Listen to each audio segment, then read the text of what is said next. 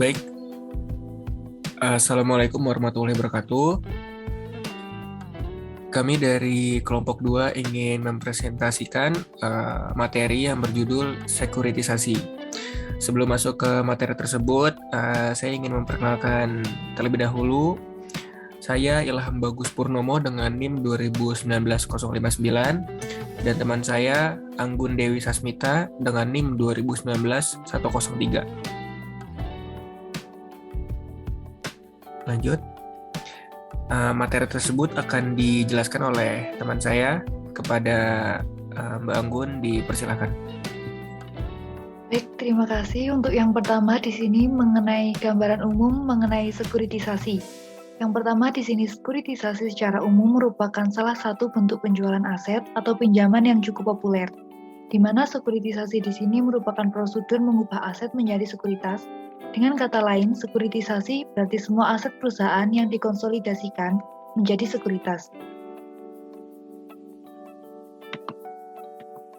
Kemudian di sini terdapat mekanisme sekuritas secara umum, yang mana di sini dapat kita lihat dari gambar di samping bahwasannya dari proses sekuritisasi, di mana proses ini dimulai dengan organitor atau kreditur awal yang ingin mensekuritisasi aset atau piutangnya.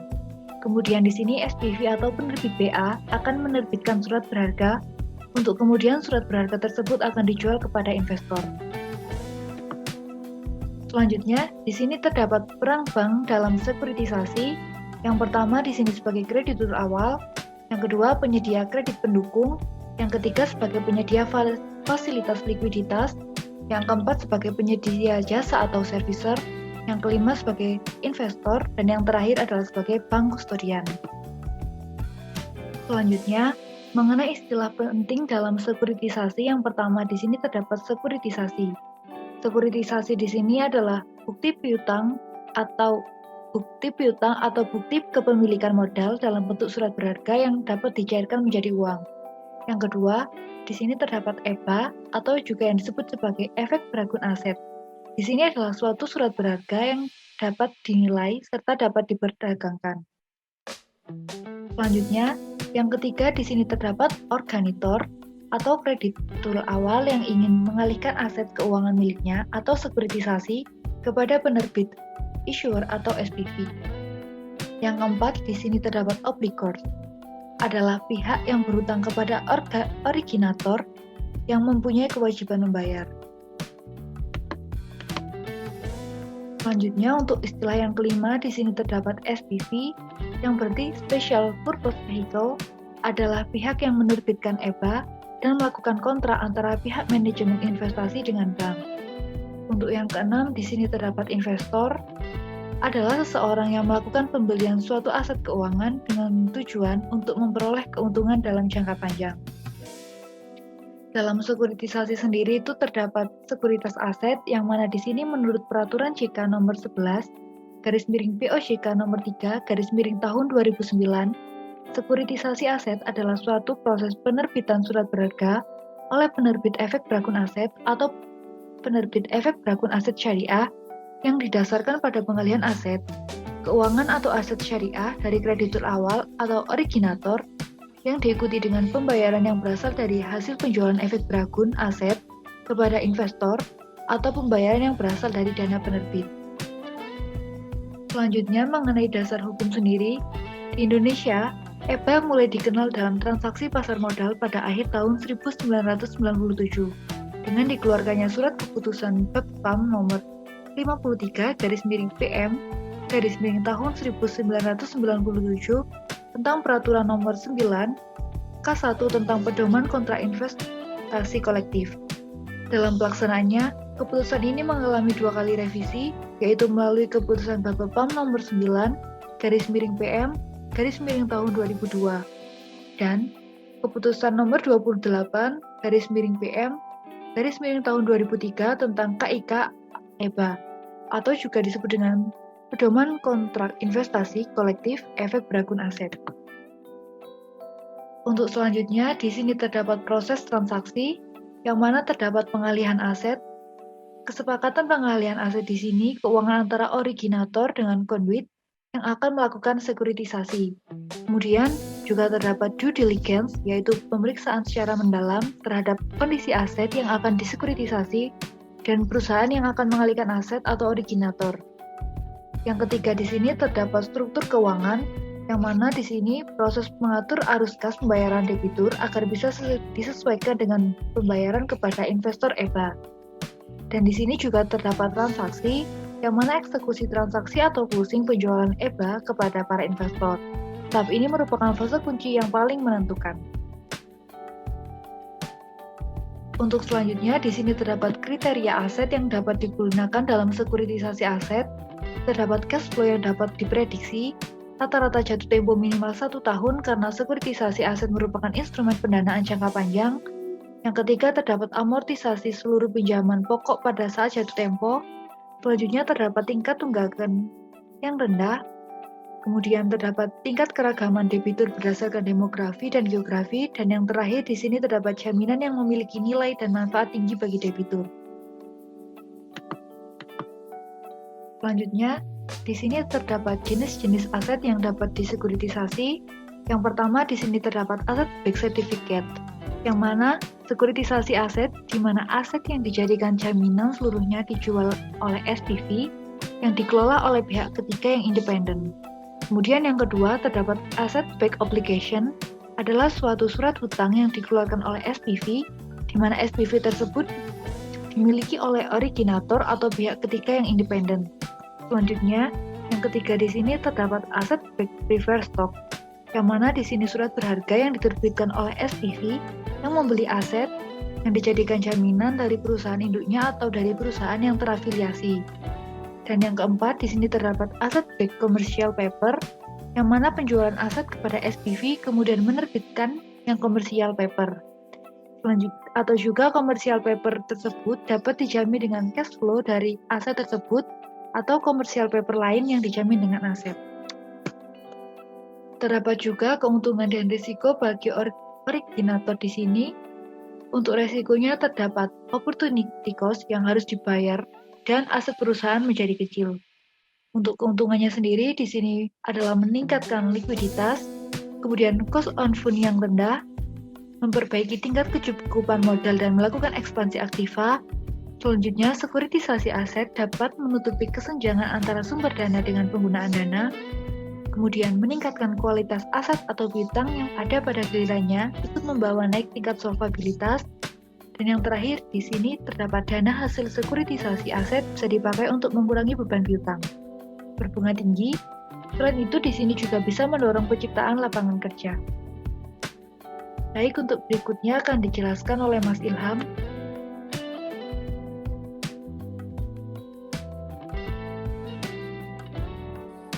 Oke, selanjutnya ada keuntungan dan risiko bagi investor. Yang pertama, risikonya. Risiko default oleh obligator. Yang kedua ada risiko default kreditor awal. Yang ketiga, risiko penyelewangan oleh penyedia jasa. Yang keempat, risiko penyelesaian kredit yang dipercepat. Dan yang kelima, sekuritisasi aset dalam kondisi krisis. Bisa mengganggu kemampuan Indonesia dalam membayar kewajiban kepada kreditor. Selanjutnya ada keuntungannya. Keuntungan resiko investasi relatif lebih rendah dibandingkan dengan instrumen lainnya seperti obligasi, pinjaman, atau model ventura. Jadi alasan utama bagi investor untuk melihat surat berharga yang dijamin dengan aset bukan hanya karena sekuritisasi aset menawarkan penghasilan yang lebih menarik, tetapi juga karena analisisnya lebih sederhana dibandingkan analisa pinjaman dari bank atau korporasi.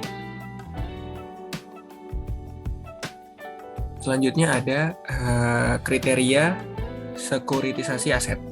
Yang pertama, penerbit adalah suatu badan hukum khusus yang hanya melakukan pembelian aset keuangan dan penerbitan BA serta tidak terkait kredit asal.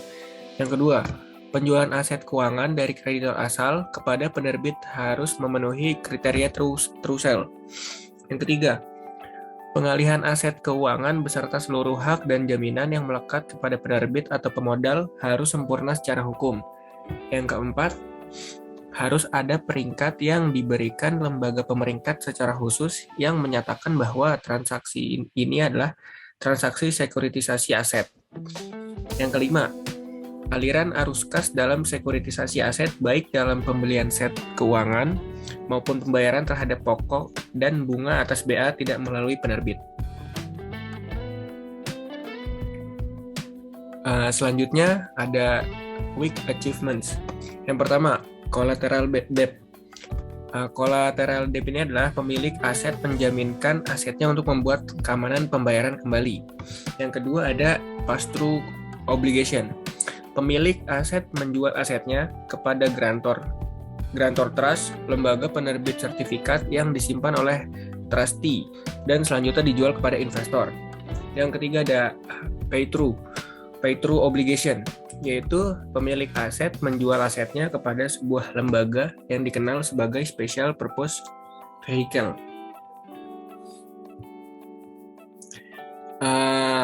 Ada pihak-pihak yang terlibat dalam proses sekuritisasi aset. Yang pertama ada conduit. Conduit ini adalah pihak yang melakukan koordinasi sekuritisasi.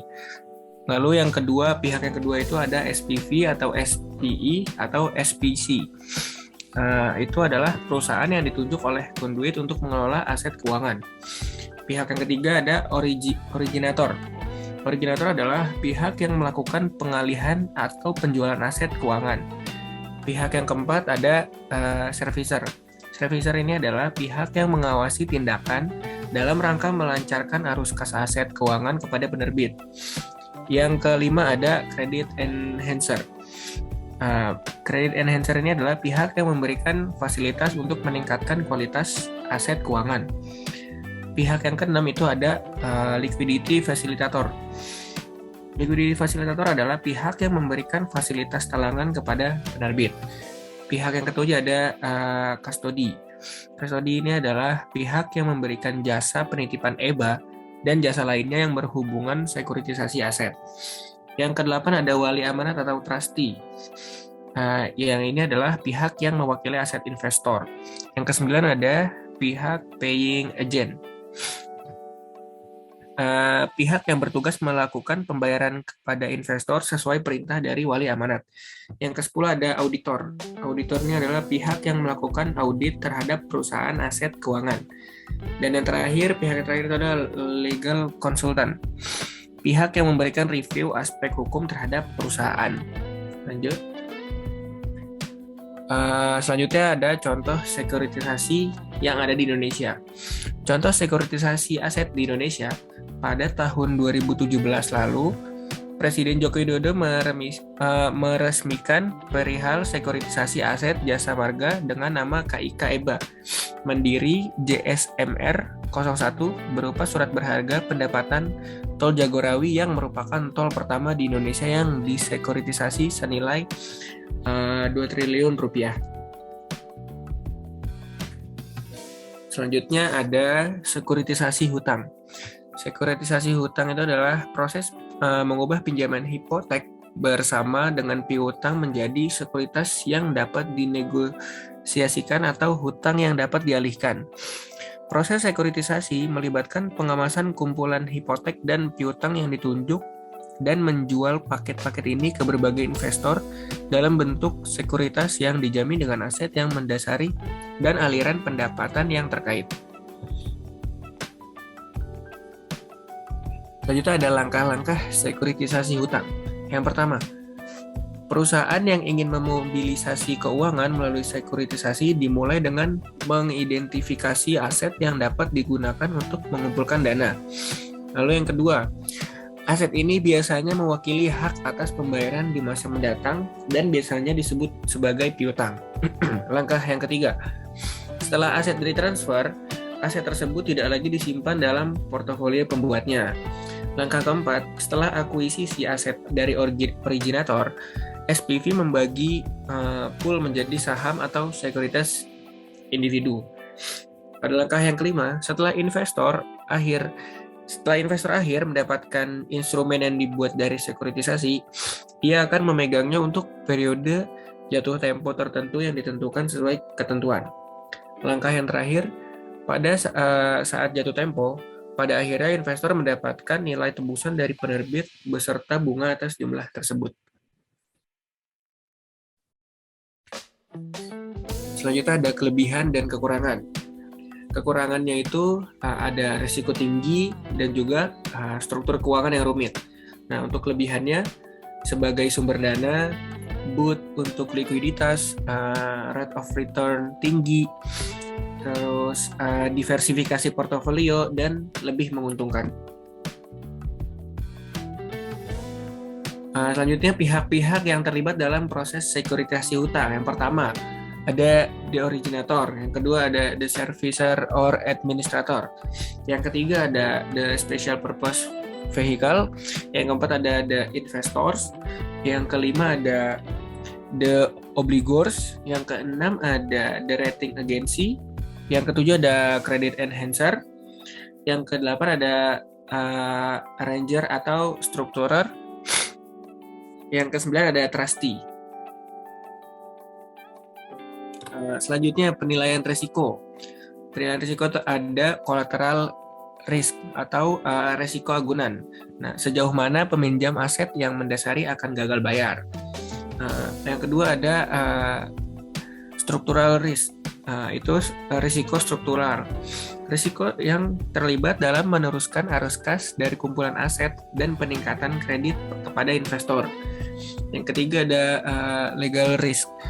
Risiko hukum. Sejauh mana tindakan regulasi dapat menunda atau mencegah pembayaran kepada investor. Yang keempat, itu ada third party risk atau risiko pihak ketiga. Kegagalan kinerja pihak ketiga seperti pemberi layanan, wali amanat, bankir, dan lain-lain.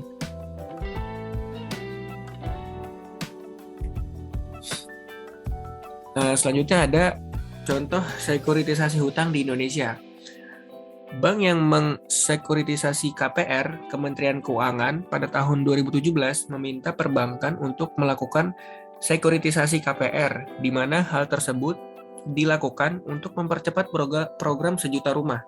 Menurut Mardiasmo, Wakil Menteri Keuangan pada saat itu berpendapat bahwa dengan sekuritisasi perbankan akan mendapat dana segar, sehingga nanti akan lebih banyak pembiayaan yang disalurkan. Sekian, itu saja yang bisa kelompok 2 sampaikan. Mohon maaf apabila ada salah kata atau kurangnya dari materi. Wabillahi taufik walhidayah. Assalamualaikum warahmatullahi wabarakatuh.